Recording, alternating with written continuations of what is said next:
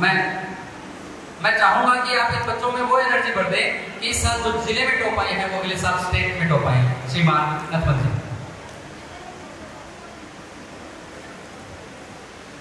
दी science academy की पूरी team के द्वारा आयोजित इस कार्यक्रम में हमारे साथ उपस्थित रावत सर के एसडीएम साहब, यहाँ के डिप्टी मैडम, जनप्रतिनिधिगण, साइंस एकेडमी और अलग अलग इंस्टीट्यूशन से पधारे हुए सभी शिक्षकगण और आसपास के गांव से पधारे हुए सभी महानुभाव, बुजुर्ग, साथीगण और बहुत ही प्यारे बच्चों, जिस कार्यक्रम की आवश्यकता होती है और एक छोटे से कार्यक्रम से बच्चों को जिन्होंने अच्छा कार्य किया है, अच्छी मेहनत की है, एक तरफ उनकी मेहनत को रिकॉग्नाइज करने का ये मंच प्रदान करता है, साथ साथ में हजारों अन्य बच्चों को वही मेहनत और वही मंजिल प्राप्त करने के लिए एक प्रेरणा देता है। तो मैं समझता हूँ कि दी साइंस एकेडमी ने इस प्रकार का कार्यक्रम आयोजित करके रावत सर और हनुमानगढ़ में शिक्षा के माहौल में वृद्धि करने और अच्छा अनुकूल बनाने में बहुत ही अच्छा कार्य किया है। इसलिए मैं शुरुआत में ही दी साइंस एकेडमी और जो अलग अलग इंस्टीट्यूशन इस कार्यक्रम से जुड़े हुए हैं उनको बहुत बहुत बधाई देना चाहता हूँ। साथ ही उन सभी स्टूडेंट्स को और उनके बहुत ही प्यारे अभिभावकों को मैं बधाई देना चाहता हूँ, जिन्होंने खुद की मेहनत से, शिक्षकों के सहयोग से एक अच्छे वातावरण का फायदा उठा करके और बहुत ही अच्छा स्कोर किया है कक्षा 10 में, कक्षा 12 में और जिले में, ब्लॉक में, स्कूल में कुछ ना कुछ स्थान हासिल किया। तो उन सभी स्टूडेंट्स की मेहनत को सलाम और बहुत बहुत बधाई, शुभकामनाएं।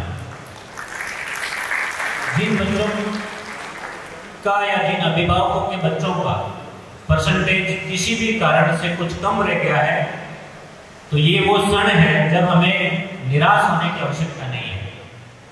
हो सकता है कि 98, 99% भी बन जाए, लेकिन किसी भी कारण से अगर आपका बच्चा भी, आपका भाई बहन, कोई भी अन्य बच्चा अगर कुछ परसेंटेज कम है, तो आपको ये जरा भी सोचने की आवश्यकता नहीं है कि हमारा बच्चा अच्छा नहीं कर पाया।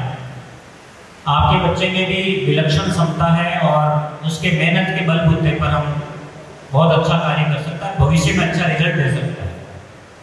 मैं देख रहा था कि इनाम वितरण के दौरान या प्रशस्ति पत्र के दौरान बच्चों के साथ साथ अभिभावक भी पूरे गर्व के साथ में मंच पे आ रहे थे और उनको भी अच्छा लगा कि उनकी मेहनत और उनके गाइडेंस से उनके बच्चे ने बहुत अच्छा परफॉर्म किया है।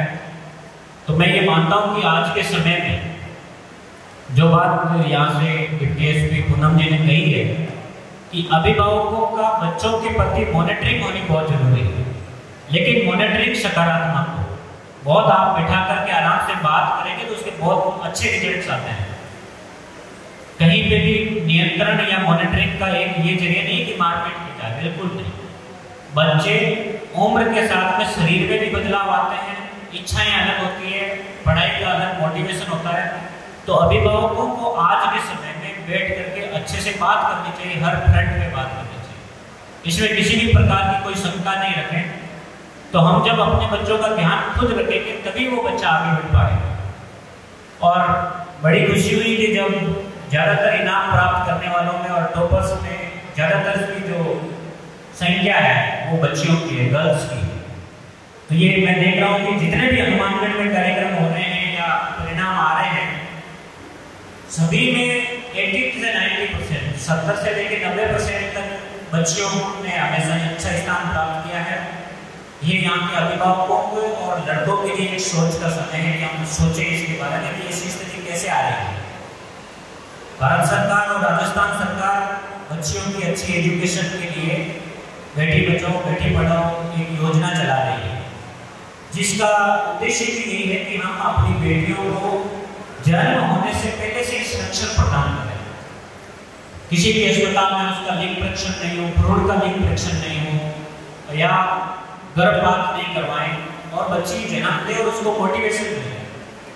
राजस्थान सरकार द्वारा भी जब भी अस्पताल में बच्ची जन्म लेती है तो 1400 रुपये, उसके बाद मुख्यमंत्री राष्ट्रीय योजना में उसको 12वीं तक की पढ़ाई में 51,000 रुपये, अलग अलग कक्षा जैसे 9 में प्रवेश लेते हैं तो उसको साइकिल दी जाती है, 10वीं 12वीं में अच्छे परसेंटेज है तो इंदिरा प्रियदर्शनी का पुरस्कार मिलता है, स्कूल में कक्षा 8, 10 और 12 में लैपटॉप मिलते हैं अच्छे परसेंटेज वाले बच्चियों को।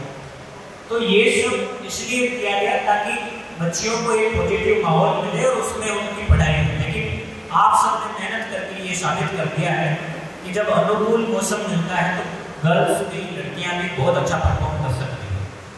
अब हिमानी और अन्य सभी जो नाम हंसोगे और बच्चों के लिखे हुए हैं नीचे कि 97, 96, 95%, तो आपके तो पढ़ाई लिखाई और आपकी मेहनत से इतने परसेंटेज बन रहे हैं जो हमारे 2-3 क्लास का जोड़ते तब जाके बनते हैं बड़ी मुश्किल से कि हम 97% कैसे बनते हैं।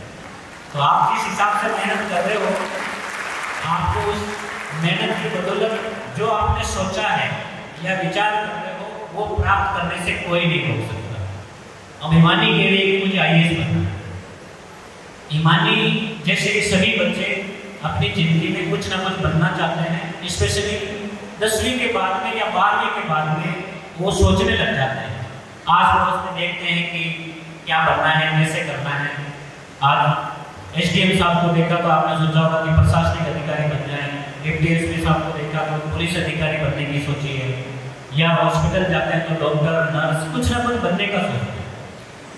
और मैं मानता हूँ कि इस प्रकार के जो कार्यक्रम होते हैं उनसे बच्चों को और अभिभावकों को सीखने का बहुत मौका मिलता है। मैं जब जोधपुर से BSc कर रहा था तो हमारी हॉस्टल के पास में ये कार्यक्रम हुआ और उसमें उस दौरान 2004 में से जो ROC मैडम है, IAS से सीनियर IAS बन गया अभी, उस समय उनका सिलेक्शन हुआ था और उस सिलेक्शन के दौरान उनको समाज की तरफ से, लोगों की तरफ से सम्मान किया गया। तो उनसे हमें सीखने को मिला कि IAS भी बन सकते हैं। आज हमारे साथ में आदरणीय जितेंद्र सोनी जी के पिताजी मोहनलाल जी सोनी साहब भी बैठे हैं। तो आप देख सकते हैं कि बहुत ही साधारण से परिवारों से बहुत ही साधारण सी पढ़ाई करके हम IAS बन सकते हैं। और आज का तो वो समय है जब सोशल मीडिया के माध्यम से, इंटरनेट के माध्यम से, किताबों से, कोचिंग से, दूसरे बच्चों के साथ में, गुरुजी से सीखने के बहुत ज़्यादा जरिए हैं।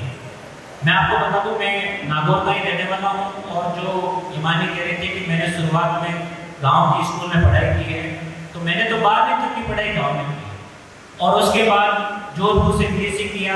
पता ही नहीं था कि IAS RS क्या होता है। BSc में जाकर के किसी ने बताया कि आप कुछ तैयारी कर सकते हो, परसेंटेज ठीक आ रहे हैं तो प्रशासनिक सेवा की तैयारी कर लीजिए।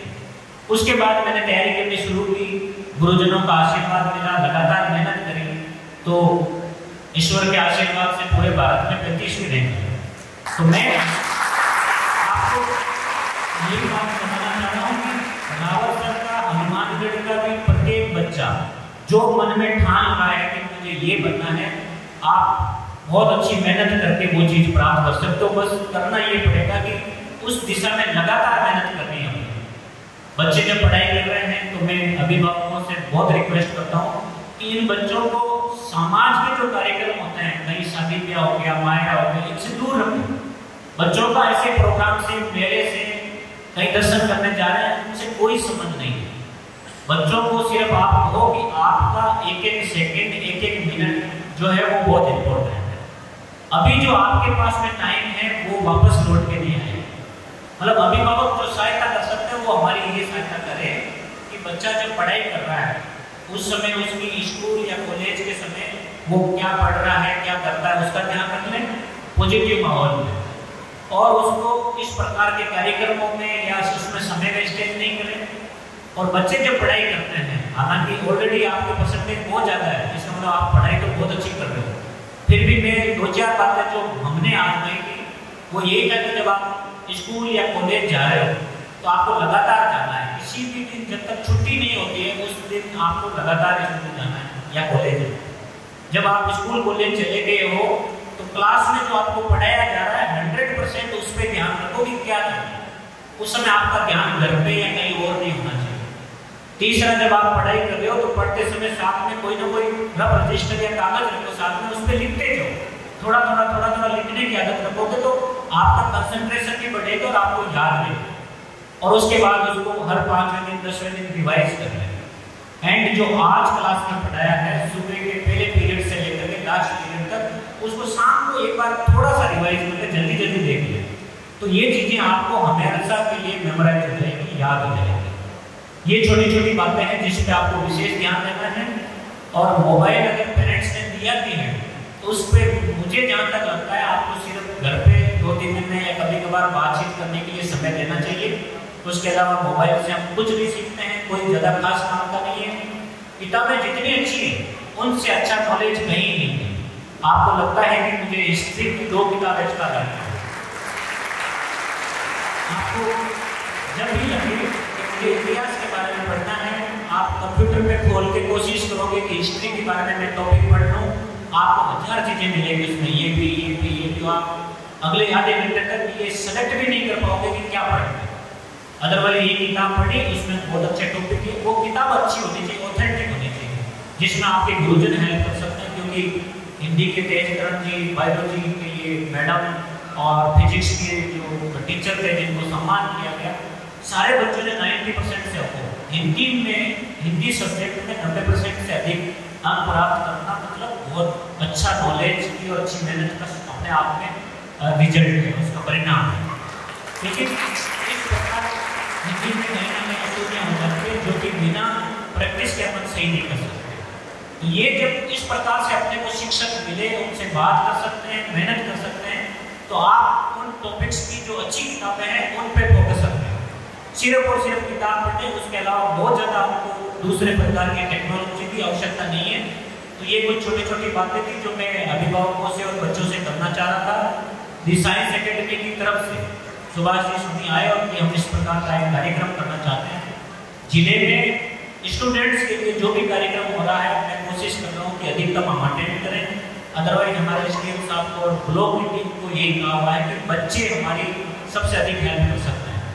नशे की बात करी और आपको ये कहा कि न हम नशा करेंगे न किसी और को करने देंगे, तो बच्चे जब कहने लग जाते हैं ना अपने घर में तो सबको नशा छुड़ा सकते हैं। और अपने दोनों तरफ के पड़ोसियों का आप जिम्मेदारी ले लो कि गुटखा, पान या किसी भी प्रकार का नशा न तो मेरे परिवार में कोई सदस्य करेगा और न हमारा पड़ोसी करेगा। यहाँ हमारे में एक कल्चर है हुक्का कल्चर की, उसमें बहुत अच्छा महसूस करते हैं।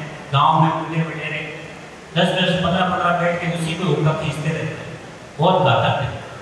बूढ़ों ने खींचा और जो बच्चे हैं उस एनवायरनमेंट में वो कार्बन मोनोऑक्साइड, कार्बन डाइऑक्साइड सूंघते रहते हैं। बहुत ही घातक ये गैस होती है जो शरीर में बहुत नुकसान करती है। तो हमें ऐसा नहीं कि आज हमने बात करी और कल से नशा मुक्त करने के नहीं, जो नशा कर रहा है उसको धीरे धीरे कि अगले 15 दिन में, महीने में, अगले 2 महीने में हमें उसको खत्म करना है, तब जाकर के परिवर्तन आएगा, धीरे धीरे परिवर्तन आएगा। और इसमें आप बच्चे जो युवा शक्ति है वो हमारी बहुत मदद कर सकते हैं। क्योंकि गर्ल्स बहुत ज़्यादा संख्या में बैठी है, तो मैं एक रिक्वेस्ट और करना चाहूँगा। जो मुख्य बात है कि बच्ची के शरीर में 12 साल और 13 साल के बाद में परिवर्तन आता है, और जब मासिक धर्म की शुरुआत होती है तो कोई भी व्यक्ति इसके बारे में बातचीत नहीं करना चाहता है। पूरे राजस्थान में मुख्य सचिव महोदय के निर्देश पर कार्यक्रम चल रहा है कि चुप्पी तोड़ो अभियान है। चुप्पी तोड़ने का मतलब इस विषय में अपने को बातचीत करनी है, और बहुत आसानी से उपलब्ध सैनिटरी नैपकिन है, हमें उसका इस्तेमाल करना है। महीने के उन 5 विशेष दिनों पर या 6 विशेष दिनों पर आपको फोकस करना है। अभिभावकों को भी बात करनी है, और अभिभावकों को अपनी बहन, बेटी, परिवार में बहू है उसको भी सैनिटरी नैपकिन ला करके देना है, और इस बारे में चुप्पी तोड़नी है। आप सब लोगों को हमारा सहयोग करना है, क्योंकि पहले एक समय था जब इसके बारे में रेत, गंदे कपड़े या किसी इस प्रकार का प्लास्टिक या ऐसे इस्तेमाल करते हैं, और इस प्रकार की प्रैक्टिस के कारण बहुत सारी बीमारियां होती हैं। अब हर साल 29 मई को पूरे विश्व में अंतर्राष्ट्रीय महामारी स्वच्छता दिवस मनाया जाता है। तो आप देखो स्वतंत्रता से पहले हम क्या बातें करते थे, कितनी कुरीतियां थी, और आज क्या समय आ गया जब हम लोग कितनी अच्छी तरीके से बातें करते हैं। तो इसमें भी सभी बच्चियां आप ध्यान रखें, हमारा सहयोग करें और सैनिटरी नैपकिन का इस्तेमाल करें, और अन्य लोगों को, बच्चियों को भी प्रेरित करें इस चीज़ों के बारे में जब बातचीत करनी है। पढ़ाई के माहौल में आप सब लोग मिलकर के, मुझे पूरी उम्मीद है कि भविष्य में जो आपने ठाना है वो आप अपनी मेहनत के बल पे जरूर प्राप्त करोगे। साइंस एकेडमी, इनके पूरे परिवार, इनकी सोसाइटी, इनकी पूरी समिति ने मिलकर आज जो नवोत्सव में कार्यक्रम रखा, हम सबको बुलाया, मान सम्मान भी दिया और आप सबसे बातचीत करने का हमें मौका मिला। जिला प्रशासन की तरफ से मैं साइंस एकेडमी का बहुत बहुत धन्यवाद देता हूँ और समस्त बच्चे, स्टूडेंट्स और अभिभावक जिन्होंने इस कार्यक्रम में भाग लिया, भविष्य में आपको सफलता प्राप्त करने की मैं बहुत बहुत शुभकामनाएं देता हूँ। जय हिंद, जय भारत।